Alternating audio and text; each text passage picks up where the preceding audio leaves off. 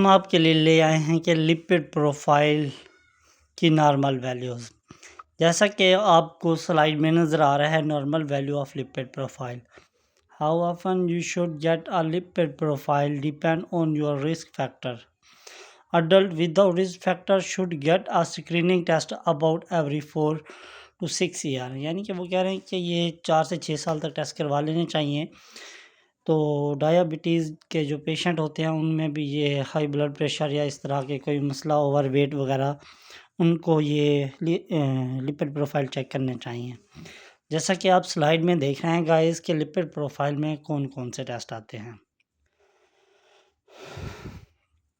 Cholesterol है, triglyceride है, HDL है, वीएलडीएल है, एलडीएल है, ये आते हैं जी लिपिड प्रोफाइल के टेस्ट। और आज हम इनकी नॉर्मल वैल्यूज़ को डिफ़ाइन करेंगे।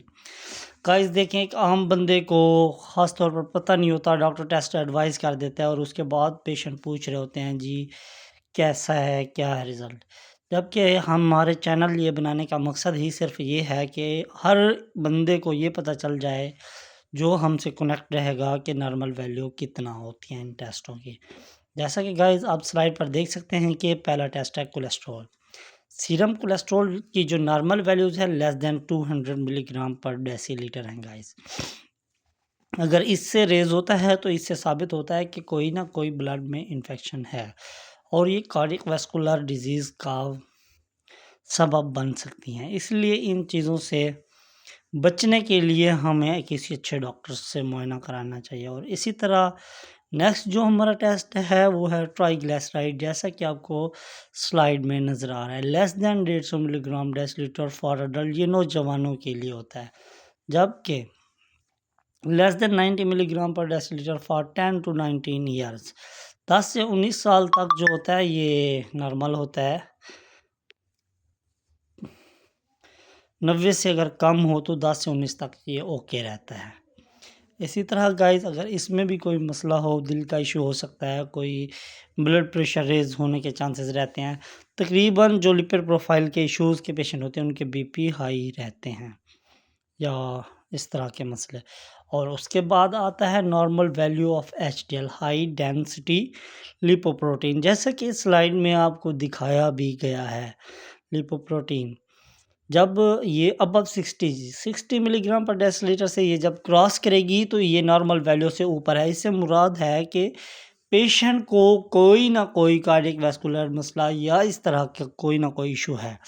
इसी तरह लो डेंसिटी लिपोप्रोटीन, जैसा कि आप स्लाइड में देख रहे हैं, लेस देन 100 मिलीग्राम जो है एक आम पेशेंट, जो एक नॉर्मल पेशेंट है उसके लिए होता है। और 70 मिलीग्राम वो उन पेशेंट के लिए जिनको डायबिटीज़ है। डायबिटीज़ का हमेशा एलडीएल कम होना चाहिए 70 से। अगर इससे ज़्यादा होता है तो किसी ना किसी झटके का बायस बन सकता है, किसी कार्डियक डिजीज़ का सबब बन सकता है। और इस तरह आता है guys VLDR, very low density lipoprotein. जैसा कि आप इस स्लाइड में देख भी रहे हैं, 2 to 30 मिलीग्राम पर डेसीलीटर ये नॉर्मल होता है। अगर यहाँ से रेज करता है या फिर इससे बिल्कुल डाउन होता है तो किसी ना किसी मसले के सबब बन सकता है और हम कार्डियक पेशेंट भी बन सकते हैं। ख़ासकर ये टेस्ट फास्टिंग में कराया जाता है जी। फास्टिंग से मुराद खाने से पहले।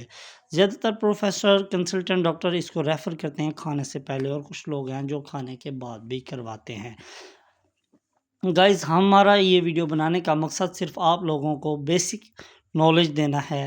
गाइस हमसे जुड़े रहें और हमारे चैनल को प्रमोट भी करें। आप अपने दोस्तों को भी बताएं कि वो हमारा चैनल सब्सक्राइब करें।